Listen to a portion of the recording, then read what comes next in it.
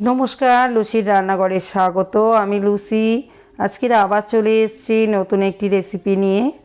আজকের recipe egg biryani. Chicken বা mutton বিরিয়ানির মতোই স্বাদ হয় এই এগ বিরিয়ানি। আর এই এগ বিরিয়ানি খুব সহজেই বানিয়ে ফেলা যায়।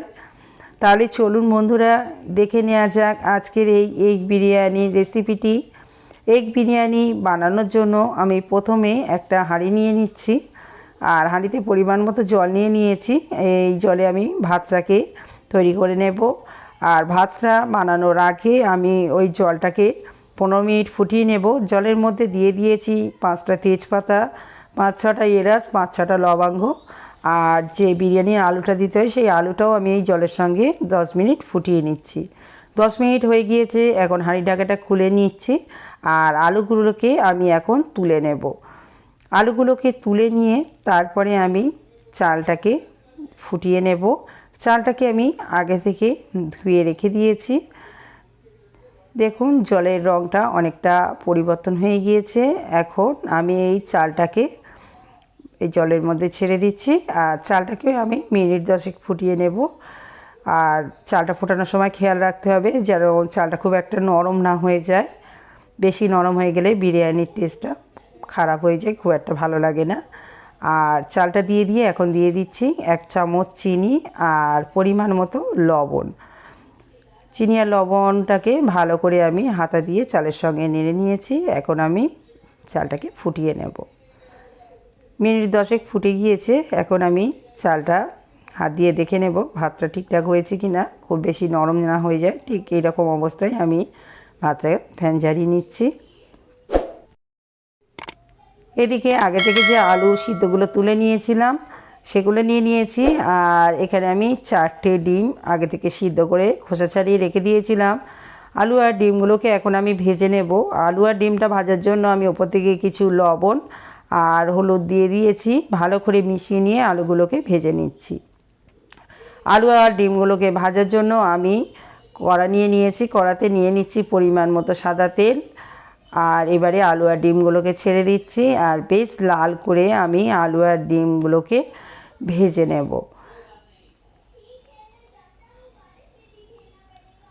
বেশ কিছুক্ষণ ধরে আলু আর ডিমগুলোকে ভেজে নিয়েছি। এখন আলু আর ডিমগুলোকে অন্য একটা পাত্রের মধ্যে তুলে নিচ্ছি। আর ওই কড়াতেই নিয়ে নিচ্ছি আরও একটু তেল। এবারে আমি তেলের মধ্যেই প্রথমে দিয়ে দেব পেঁয়াজ বাটা। এখানে আমি 2টো মাঝারি সাইজের পেঁয়াজ এরকম বেটে নিয়েছি। পেঁয়াজ বাটাটাকে কিছুক্ষণ ধরে ভেজে নেব। পেঁয়াজের গন্ধটা চলে যাওয়া পর্যন্ত অপেক্ষা করব।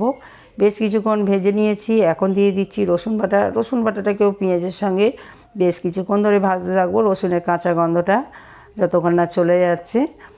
বেশ কিছুক্ষণ ধরে রসুন আর পেঁয়াজটাকে ভেজে নিয়েছি। এবার দিয়ে দিয়েছি 2 চামচ আদা বাটা আর দিয়ে দিয়েছি পরিমাণ মতো লবণ। এখন দিয়ে দিচ্ছি কিছুটা কাশ্মীরি লঙ্কার গুঁড়ো আর দেব 1/2 চামচ মতো এমনি লঙ্কার গুঁড়ো।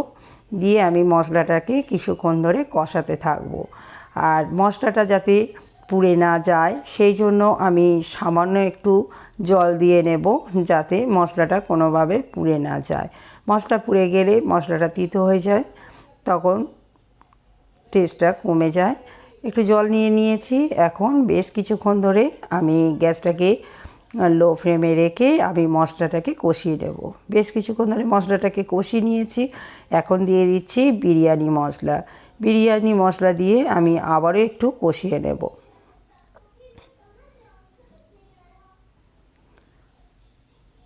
দেখুন মশলা থেকে বেশ ভালো তেল ছেড়ে দিয়েছে। এখন আরও একটু জল দিয়ে নিচ্ছি, নিয়ে ভালো করে মশলাটাকে এক জায়গায় করে নিচ্ছি। নিয়ে এবারে আমি পরিমাণ মতো জল দিয়ে দেব আর ডিমগুলোকে ছেড়ে দেব। ডিমগুলোকে একটু মশলার সঙ্গে ফুটিয়ে নেব। বন্ধুরা, আজকের আমার এই রেসিপিটি আপনাদের কেমন লাগলো তা কমেন্টের মাধ্যমে জানাবেন। আমার রেসিপি আপনাদের ভালো লেগে থাকলে আমার ভিডিওটিতে একটি লাইক করবেন, অন্য বন্ধুদের সাথে শেয়ার করবেন। আর আমার রেসিপি যদি আপনাদের ভালো লেগে থাকে আমার চ্যানেলটিকে সাবস্ক্রাইব করার অনুরোধ রইল। বেশ কিছুক্ষণ ধরে আমি ঝোলটাকে আলুর সঙ্গে ফুটিয়ে নিয়েছি। আর এদিকে একটা ননস্টিকের কড়া নিয়ে নিয়েছিলাম। আমি প্রথমে ঘি কড়াতে গালিয়ে নিয়েছি।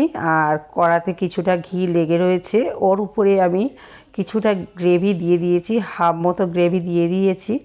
ওর ওপরে দিয়ে দিচ্ছি ভাতটাকে। আর এই সময় গ্যাসটাকে আমি একেবারে লো ফ্লেমে রেখেছি। হাফ ভাত আমি কড়াতে দিয়ে দিয়েছি। আর এবারে দিয়ে দিচ্ছি বিরিয়ানি মশলা। আর এবারে যে আলু আর ডিমটা মশলাটা সমেত করা ছিল, সেই ডিম আলুটাকে আমি দিয়ে দেব। দেখুন, অর্ধেক গ্রেভি নিচে দিয়েছিলাম আর অর্ধেক গ্রেভি এই ভাতের ওপরে দিলাম। এবারে ওপর থেকে আরও ভাত দিয়ে আমি এটাকে ঢাকা দিয়ে দিচ্ছি।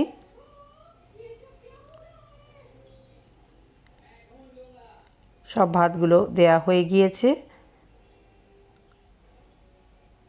এখন আমি ওপরে আরও একটু বিরিয়ানির মশলা ছড়িয়ে দিচ্ছি। ভালো করে বিরিয়ানির মশলা পুরোটা ছড়িয়ে দিয়েছি। এখন দিয়ে দিচ্ছি ঘি। ঘিটা আগেই বলেছিলাম আমি গালিয়ে নিয়েছিলাম। ঘিটাকে এবার ভালো করে সব দিকে ছড়িয়ে দিচ্ছি।